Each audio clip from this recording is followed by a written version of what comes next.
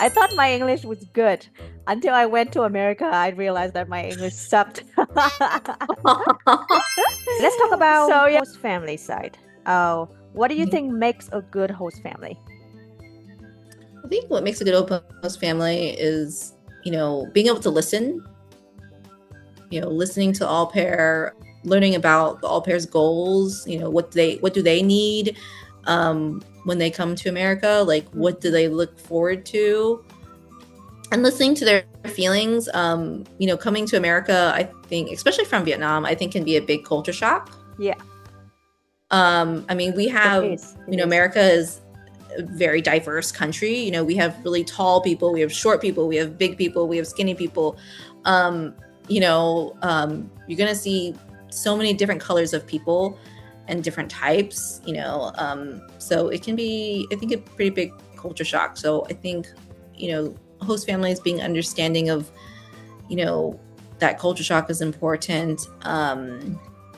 And then giving all pairs time to adjust. That's a good one. Um, Yeah. yeah, I think giving all pairs time to adjust is also important.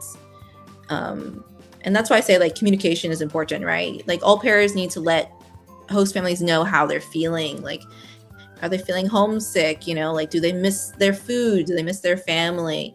Those are all normal emotions I think all pairs go through. And I think most host families want to support them emotionally in some way. Mm. I I knew some au pairs from Europe when I was in America, but I was not very close to them.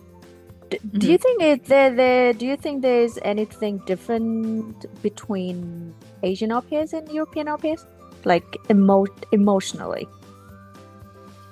Mm, emotionally, Mm, I don't yeah. know. I mean, I Do you think maybe it for them it living in America is would not be a big adjustment, or would not be a big culture shock for them? I think it still would be a pretty big culture shock. Like, if a French au pair came to America, I think it would be very different. Like, France has a lot of trains, like public transportation, and America doesn't. Right? We rely heavily on cars. In France, like, food pretty fresh.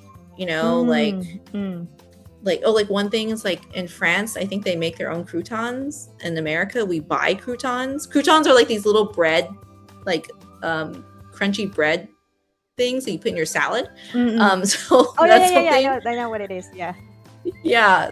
Or like soda, like American soda is like huge, like 64 ounces, right? And like other countries, usually soda is like pretty small.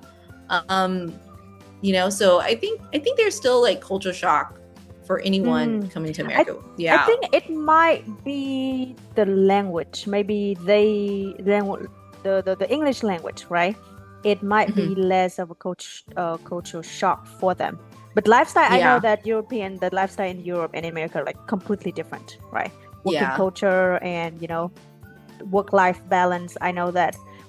For me personally, when I went there, I thought my English was good until I went to America. I realized that my English sucked.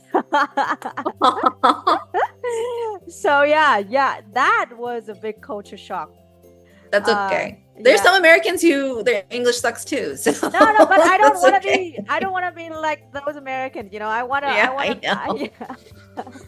I want to speak good English, and I did, and it did help me. Learn English in the best way.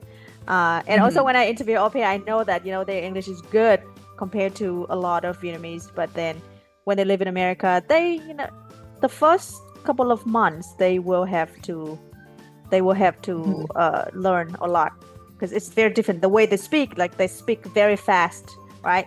Super fast. Yeah. And they use a lot of phrasal verbs, expressions that we don't really use when we learn English over here because nobody teaches us, right? Like Yeah. always grammar, grammar, grammar, right? So they have to prepare. I think their language is the big thing for Vietnamese.